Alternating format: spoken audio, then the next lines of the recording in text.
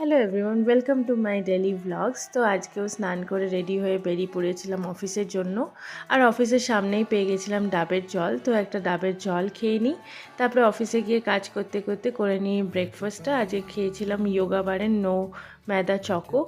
আমি দুধ খাই না, তাই জন্য এই চকোস দিয়ে খেলে একটুখানি দুধ খাওয়া হয়ে যায়।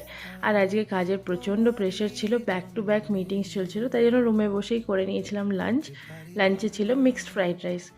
তারপরে বিকেলে যখন একটু ফ্রি হই, ভাবলাম একটু জাস্ট ব্রেকে চলে যাই। এটা একদম আমার অফিসের নিচেই, তো ভাবলাম যে তোমাদেরকেও একটু দেখিয়ে দিই এখানে কি কি পাওয়া যায়।